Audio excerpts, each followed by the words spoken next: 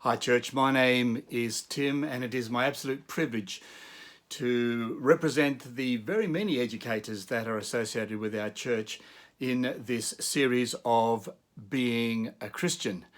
And briefly, my own history in the profession is that I've taught both here in Australia and indeed overseas.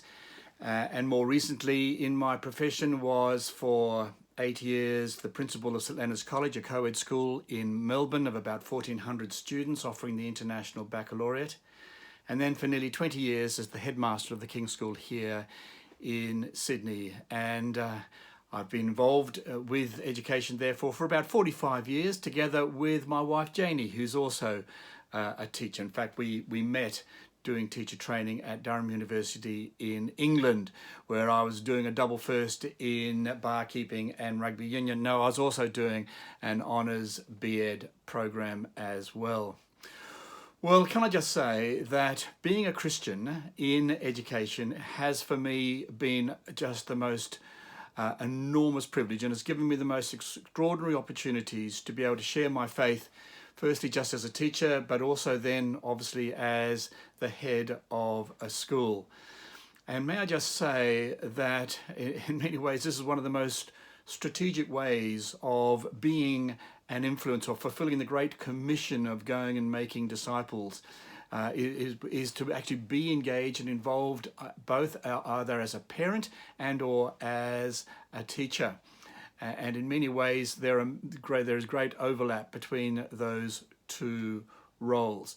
I think very much our role as a teacher in many ways is to be a prophet and a priest and a parent. And by prophet, what I mean is that what we are trying to do is to sort of predict what the future might be, and then to better prepare our students for it. And of course, in the secular world, so many of our teachers are preparing our students for exams. The better teachers are preparing their students for life. However, the Christian teacher is preparing their students for eternity. And what a great privilege that is. So we are certainly prophets. We are also priests in as much as that we have a priestly role. We are representatives of God on this earth. We are to leave in our wake something of the aroma of Christ, so that we are so often, even in secular settings, we are still being a very clear and obvious witness. Is what I would call pre-evangelism. So often we are not allowed to proselytize or indeed ram religion down throats of our children. Quite properly, that is not our role as educators, but it is our role to disturb them with the possibility of there being a God that loves them, that cherishes them, that wants a relationship with every one of our students and indeed their families. So we have a priestly role, and also part of that priestly role is that we are there daring to suggest that some behaviours are worthy of the human conditions and others are not. And isn't that important in these postmodern ages where almost anything seems to go? If I like it, it's okay, it is good. And I have to say that the Bible does not support that view. So we are certainly prophets. We are also priests, but we're also parents. And so often as educators, we have to step on in when parents step out. And tragically, rather too many parents are stepping out.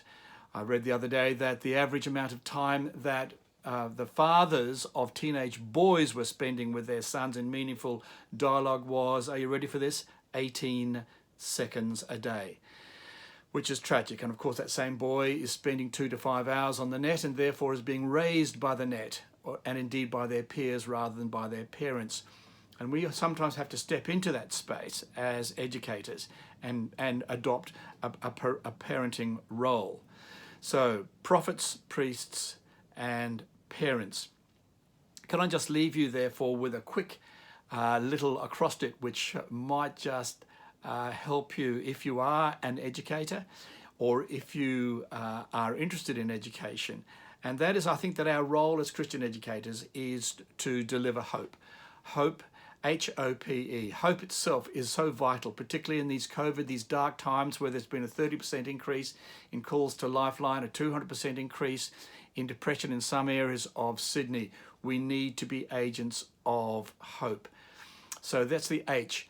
And the O, we need to be agents of opportunity, that we provide opportunities, that we are keeping as many doors open for our students as possible so that they have options for the future. I think that's one of our roles as educators, and certainly as Christian educators, is that we provide opportunity. An opportunity, of course, in our particular case, also an opportunity to get acquainted and to get to know the God that loves them. So hope, H, O, opportunity, P, purpose. One of the things I think as Christian educators that we can do with our students is to remind them that they have a purpose. And what is their purpose? Their purpose is to know God and to enjoy God forever.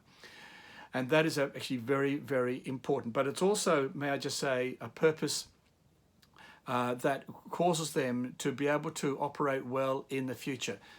So many of our schools have a historical approach to education. They look at what's worked in the past and they extrapolate that into the future.